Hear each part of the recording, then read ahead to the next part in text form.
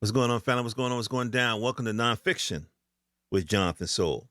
So I wanted to talk about this nuclear preparedness video that the New York City Emergency Preparedness Department put up July the 11th. Okay, July 11th. As if we don't got enough shit going on.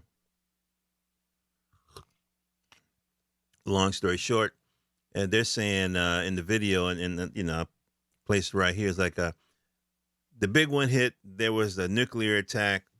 Don't ask, and it's so funny in the video. It says, "Don't ask us where, how or why it just happened. What do you have to do?" So, I thought the timing was interesting. With all the shit we got going on. I mean, let's face it. The United States is leading a war, a proxy war, against Russia, but they fighting in Ukraine.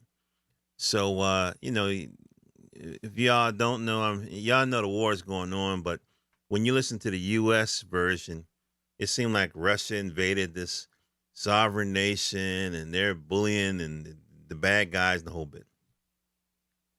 Y'all ever heard of the Cuban Missile Crisis? I can't believe I'm pointing like this. I used to think that was so stupid when they do like this on the bubble. The Cuban Missile Crisis was a situation where America and Russia almost, had a nuclear war because of missiles being placed near each other's borders. So the way I understood the Cuban Missile Crisis was Russia, being mean old Soviet Union, put missiles in Cuba, and they was a few miles from, Florida and a few more miles from Washington. And once Kennedy found out about it, he said, "Get them weapons out. It's going to be a problem." What they didn't tell us was that the U.S. had missiles in Turkey and some other place pointed at Russia. They didn't tell us that part. Okay, they didn't tell us that part.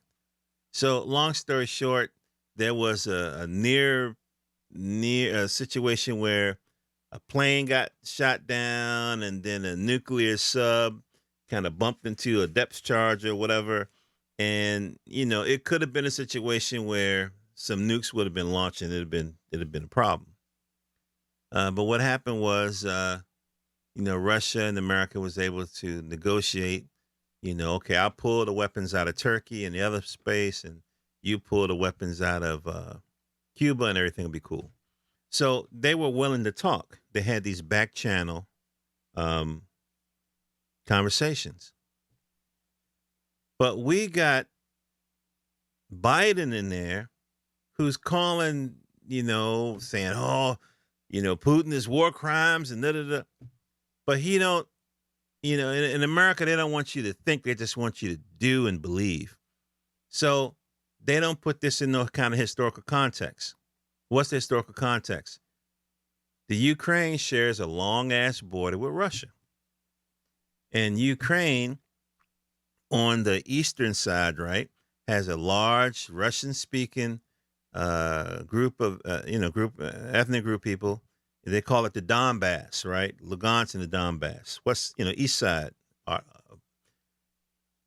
And they've been fucking with them for 14 years. They've been bombing them and fucking with them for 14 years. They also don't tell us that the Ukrainian government has military outfits that are like real Nazi people, like straight up Nazis. We know the Azov, we know other groups, but it's other groups, but they're like on a government payroll type, military type people. So they employ Nazi people. They fucking over their own ethnic group that's pro-Russia, and they've been bombing them for 14 years. On one of my shows, I think I showed you guys how they tried to go to like the World Court, the Humanitarian Rights Court or whatever, and they filed all of these thousands of complaints. And when I read a couple of them, it sounded like what black people go through in America without the bombs. Police brutality and snatching people and all the other kind of stuff, torture, that type of thing. All kinds of crazy shit. But for 14 years, they was looking for help. They couldn't get no help from the world community. They couldn't negotiate nothing with Kiev. You know, it was a coup down there, blah, blah, blah. So if you get on Telegram, I'll just give you one site. Because if you're African American and you know that you can't believe the American media because, you know, they'll be quick to call you a refugee when you're trying to survive in a goddamn hurricane. So I would say the one site that you check, get on Telegram. Telegram is like a kind of a Twitter app, but you know, you can get a lot of stuff on Telegram that might be difficult in America because they're blocking people off of Twitter. And there's a brother. When I say a brother, I mean a human being. It's a white dude named Scott Ritter. He was a Marine and he was a nuclear weapons inspector. So after the Cuban Missile Crisis and all that kind of stuff, years later, they wanted to kind of like get rid of the nuclear weapons because they realized nobody can win a nuclear war. So Scott, you know, who knows a lot about Russia and so forth, he was one of the guys that from America that would go in to Russia and inspect their nukes. And then, of course, Russians had people to come over to America and inspect. So he knows a lot about the region, speaks Russian and the whole bit. So he got kicked off of Twitter when he was saying this war was stupid. This proxy war, Russia is stupid. So basically what it is Russia was concerned that the Ukraine was going to have like the nukes and the military stuff right on their border. And that's the same thing the Americans wouldn't tolerate back in the 60s.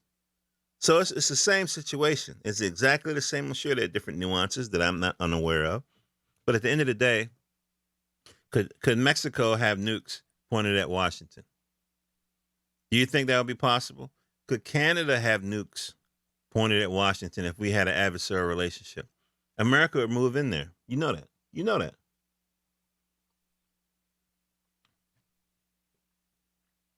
So that's the situation.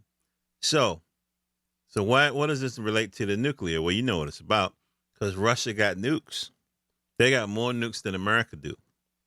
Now, you know, if you have one nuke, that's too many. But if the other guy got nukes. So I guess what I'm saying is, why is the New York City Emergency Management putting this stuff out now?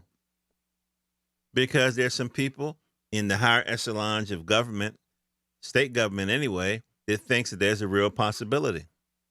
So wouldn't that signal to the people in political office that we're going in the wrong direction? I mean, I heard a reporter say that America is selling or shipping some of our oil reserves to Europe and China. If that's true, doesn't that mean that we really in a fucked up situation in the sense that the oil that America pumps up out the ground in places like Texas and other places or whatever is not enough? We got to tap into our reserves, which is supposed to be for us for an emergency. So these people are giving away the fucking house. You're going to take food out your refrigerator to feed somebody else, but your kids is going hungry? This is really, really, really bad governance to the obscene level. And we had a choice between a guy who was obviously a fascist who wanted to be king, talking about Donald Trump, and a senile old man who's part of the establishment. What choice did we have? And I know a lot of people saying, "Oh, black people, you shouldn't have voted. You got screwed." When January 6th happened, I felt vindicated.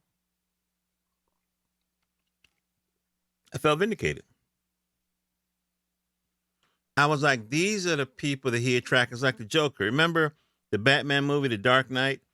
And there was all these crazy people in jail, and I think Commissioner Gordon or the cop was saying that he attracts these kind of personalities to himself.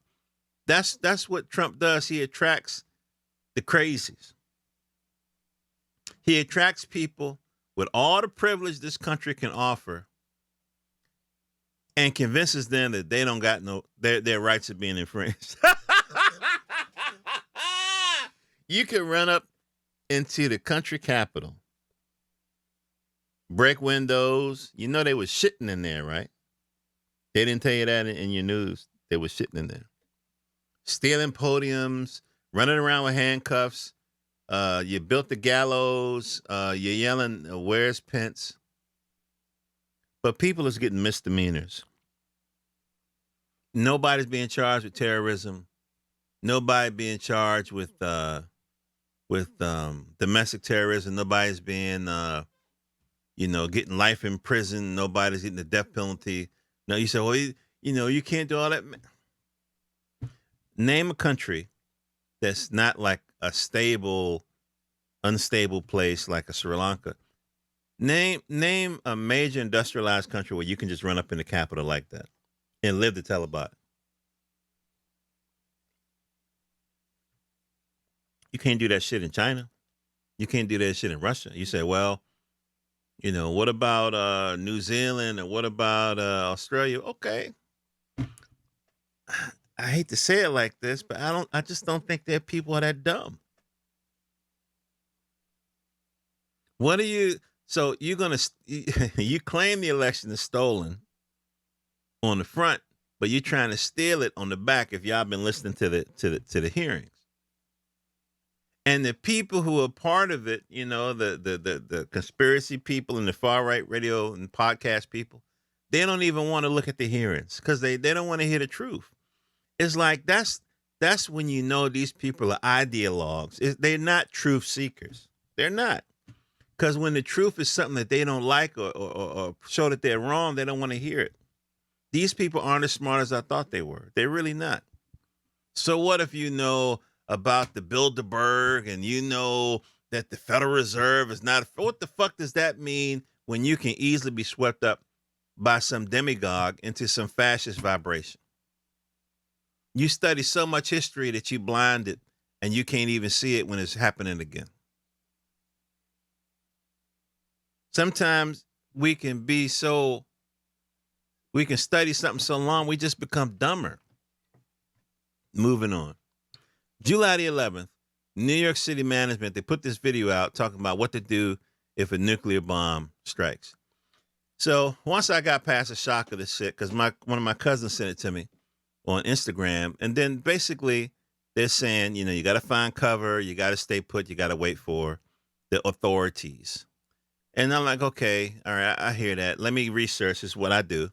So I'm going through and I'm looking at, ready.gov / nuclear -explosion. So that's one of the government websites. First things, get inside the nearest building. You want some concrete and brick between you and the outside world because of the radiation and stuff. Let's see, remove contaminated clothing, wash unprotected skin. Go to a basement or the middle of a building, particularly if the building is high. Maybe, that helps. It says stand for 24 hours because what happens is when the nuclear bomb explodes, right? And you got, I know you're going to, if you listen to me, smart, and you're probably going to research this. So it's easy to go on YouTube, how to survive a nuclear explosion. At first I laughed because I thought that's impossible, but when you look at the physics, it's not really. It depends on how far you are from it and what you do in the next few minutes. The bomb explodes. Don't look at it because you can go blind, either permanently or temporarily. So you get away from the impact zone as far as you can. You get underground, get in a building. That'll protect you from the debris. Because first it's a bright light, and then like a lot of air gets sucked up in there, and then there's like a shock wave that comes out and blows everything and sets a lot of stuff on fire. And so you want to be out of harm's way. You want to be outside. You want to be inside, not in a car, not under a car. You want to be inside a building, preferably in the basement or something like that. Or if in the middle of a building. Let's say you're in a school, there's no basement. You want to get in the middle of the school, preferably away from the windows and all that kind of stuff. So you want to stay inside for 24 hours because the radioactivity, it starts to get less and less lethal as time goes on. And they say stay tuned. Now, it's funny because I'm looking at this on the ready.gov, and it says, tune into any media available for official information. Battery-powered hand crank radios will function after a nuclear detonation. Now, I threw away my hand crank because I had it for years, and I just couldn't get nothing on it. Antenna broke. I got this little Bofang. Panel mode.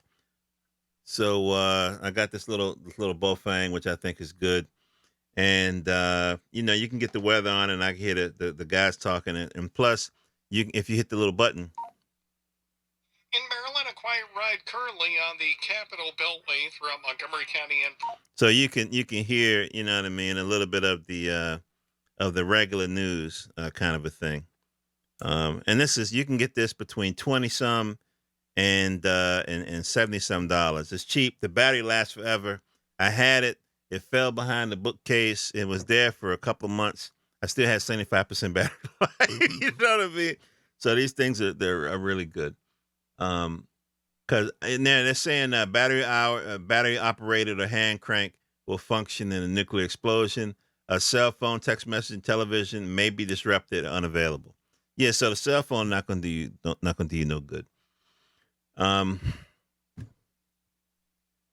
I appreciate them putting this information out, but it lets me know that as a human civilization, we really going the wrong way. And I'm talking about the people in the West, because the people, I guess you call it the East.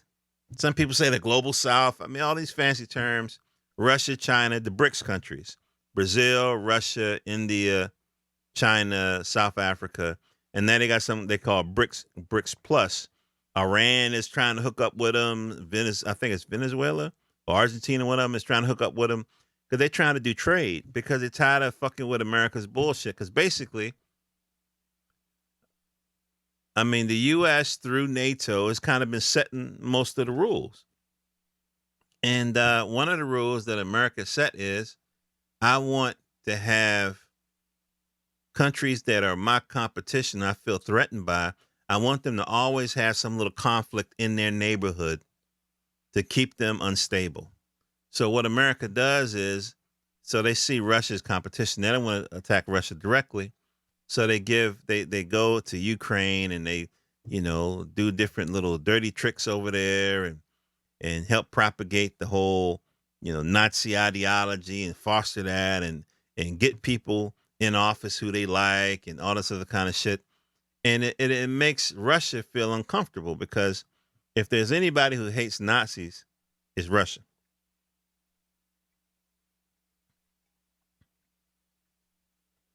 If you know their history, they had to fight these devils. Aside, I think Nazism. Sometimes I look at human beings as like one big organism, one big system. I think Nazism is a kind of cancer. I think it's a kind of a cancer because it's ultimately self-destructive. And the body, the human body as a group always kind of expels it, but it never gets rid of it fully. Anyway, and if you ever have any doubts whether or not the Ukraine got Nazis in it, go to Telegram. I'll flash a couple of video footage as I'm talking, but it's no joke. It's really no joke. And I even read an article the other day. And I don't want to keep. Let's just say we shouldn't be over there, and in my opinion, we shouldn't be bringing them over to this country. There's too many countries over there they could kind of sit. Russia is offering an an expressway for citizenship for Ukrainian citizens. So there's no reason for them to come over here. And I'm not saying they shouldn't come over here because I'm anti-Ukrainian. One of the coolest people I ever worked with was a Ukrainian guy. And I remember one time my wife was pregnant and the water had broken and she called me, the water broke. And I'm at work, I'm working in the sticks, the suburbs, whatever. And my coworker is a Ukrainian guy. And I was like, hey man, I can't remember the brother's name. Let's just call him Igor or something. Igor, can you take me to the train station? My wife, blah blah blah. Yeah, sure. Just. And so we going to the thing, and we get in the car. I say, hey man, I don't mean to be rushing you, but I just want to. And then he froze, and I froze. I said, oh, it's a joke, you know. He said, oh, we no longer part of the Soviet, that kind of a thing. It was a joke. But no, he was cool people. He loved designing with teal and purple. So I was a graphic designer back then, and yeah, he was a very good designer, very good. Anyway, that's when you get old. So, it's a long story short is so it seemed like whatever benefit that quote unquote America would get out of this Ukrainian situation, which has been said by multiple people by Biden's team, is we want to weaken Russia. So a weaken Russia, how is that a good thing? We're trading partners with Russia. Why would we want another government? There's no revolutions going on in Russia. There's no mass murders in Russia. I mean, every country got their problems. God knows America can't judge. But whatever they think they can get out of this Ukrainian situation, is it worth nuclear war? Is that what we doing? I just think these people are insane. I think these people with these fucking, uh, years in Washington and these law degrees and these sponsors, corporate sponsors, I think they just crazy at this point. And the fact that they even talking about surviving a nuclear, how? Look at the response that they did with Katrina. How I don't know how deep you guys go into the news and how you talk to people, but it was days when people couldn't get help because different law enforcement agencies was arguing over jurisdiction. There was a time when it was people with fishing boats that was trying to get in to help the people on the rooftops, and they couldn't get in because the cops and the sheriffs and FEMA and they was beefing. People, I mean, it was just it was terrible. It was terrible. I remember the power outage that happened in New York City. What was they? It was without power for about 3 days, something like that. And people, I remember the images of people walking from downtown, crossing this bridge to get into the boroughs. You know, more recently, remember when Texas lost power a few days back? I did a podcast on that. Uh, when Texas lost power, and then I heard that the governor. I saw this on CNBC. I think the governor or the Texas administration is inviting the crypto miners, the people who mine cryptocurrency, crypto, to come to Texas and to. Why would you? That is very energy intensive. The CPUs take a lot of energy. The fans that cool the CPUs, which heat up because it takes a lot of energy. Sometimes they use water, and then I mean that's a very. Why in the fuck? Why in the fuck would you do that? Your grid is already fragile. Why in the fuck would you do that? But again, I mean, the people in power don't know how much it costs for a gallon of milk. They don't got to worry about budgeting to put gas in the car. They don't have to worry about because they on a different economic level. We really really need regular people in office. I don't know how you do that. I think that the billions of dollars that they spend for running, and it is in the billions now, could be offset by clever use of social media. Because I don't look at TV. I don't listen to the radio. But I'm on Twitter. I'm on Instagram. So maybe a regular person could, to get in office that way. But yeah. So anyway, so I just wanted to kind of hip you guys. I think that in terms of my own personal preparation, uh, I got this. I need to learn how to use it more. This little, can you see it? Yeah, this little Bufang thing. Uh, Baofeng. Just look it up. It's a radio. Look up on YouTube and everything. It's cheap. You can actually find people on there who are talking to people on this little radio signal like 1,000, 2,000 miles away. Now, I was just thinking, how dope would it be to have this, and I could talk to my family who live other places just to make sure everybody's okay, um, or at least get the weather, when shit goes bad. The other thing is, if we temporarily lose power, I mean, a nuclear thing, that's your ass. I mean, because a lot of electronics, because okay, so the nuclear thing, my son reminded me of this. The nuclear thing has an EMC pulse or something where it fry electronics, kind of thing, unshielded electronics. They said. So when they says it says battery operated and hand crank radios will function after nuclear detonation. I hope so, but I don't think the car battery will. I don't think we'd be walking. I think. So let me just end with this. It's always something. It's always something. First, it was COVID.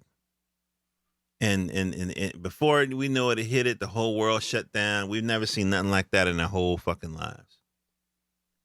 We got through that. Then it's this recession thing that we're going into. We're going to go through that. It was a recession in 2008. A lot of people didn't even know. You know what I mean? We got through that. Now they talking about the monkeypox or whatever. We're going to get through that. We always survive. It's just important that we remember we always survive. Should we do preparation? Absolutely. Should you buy, battery packs and put a little canned food away and everything? I'm sure. I mean, if we had to do 2020 all over again, what would we do differently? Would it really be more canned food and toilet paper? Would it have been water? I mean, I think a lot of us, what we would have done was change careers to where one that was considered essential and something that we can do remotely. I tell you that. Because if you have to go in for your job, I mean, that's a strain in itself. I remember when 2020 hit heavy, we didn't get our trash picked up for 2 weeks because the trash, the I don't say the garbage truck guys, but the guys that work on the truck, they wanted some masks and they wanted some gloves. That's not an unreasonable request. But goddamn, what am I gonna do with my trash? You know what I'm saying? So I don't know, man. I would say this. I think that all of these different little situations, nuclear is something totally different. Nuclear is you starting over, basically. Because if it took weeks for them to get the people in Katrina, if a nuke hit, come on, fam.